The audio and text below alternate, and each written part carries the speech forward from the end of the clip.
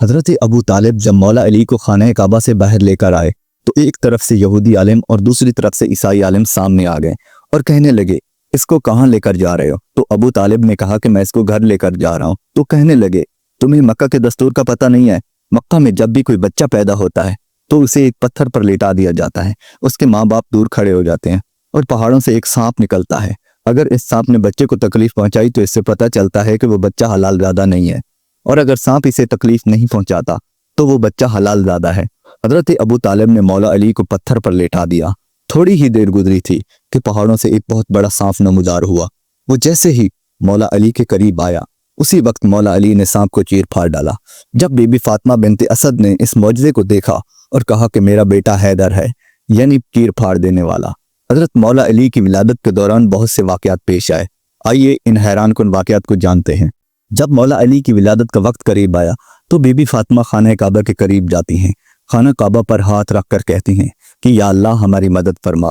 تو اسی وقت کعبے کی دیوار سے شگاف پڑ جاتا ہے جس سے بی بی فاطمہ خانہ کعبہ کے اندر داخل ہوتی ہیں۔ یہی منظر حضرت عباس بن عبد المطلب دور سے دیکھ رہے تھے۔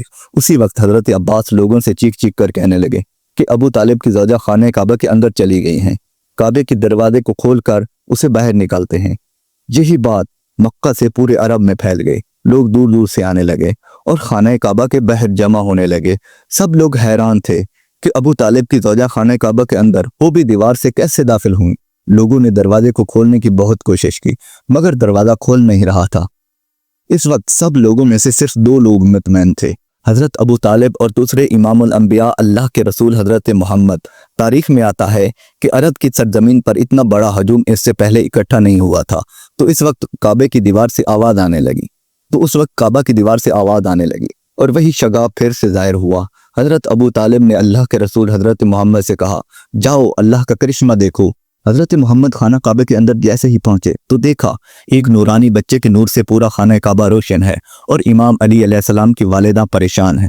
تو رسول اللہ نے ارشاد فرمایا اے میری ماں آپ کیوں پریشان ہیں؟ تو بی بی فاطمہ کہنے لگی اے میرے بیٹے یہ بچہ جب سے پیدا ہوا ہے نہ ہی مسکراتا ہے اور نہ ہی دودھ پیتا ہے۔ اللہ کے رسول نے جب علی علیہ السلام کو گود میں اٹھایا تو وہ مسکرائے اور اپنی آنکھوں کو کھولنے لگے۔ تو اس وقت امام الانبیاء حضرت محمد نے اپنی زبان علی علیہ السلام کے منہ میں دی تو حضرت امام علی اللہ کے رسول حضرت محمد کی زبان چوسنے لگے۔ پھر جیسے اللہ کے نبی اس بچے کو باہر لے کر آئے تمام لوگ امام علی کے نور اور فضیلت کو دیکھ کر چومنے لگتے ہیں۔ تو سب لوگ کہنے لگے کہ اس نورانی بچے کا نام کیا رکھا جائے؟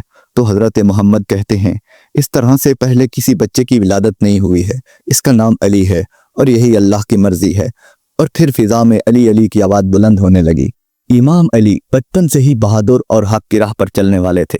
مکہ کے لوگ جب بھی اللہ کے رسول کی توہین کرتے تو اللہ کے شیر مولا علی ہر بار ان کے سامنے آ جاتے اور اللہ کے رسول کا دفاع کرتے۔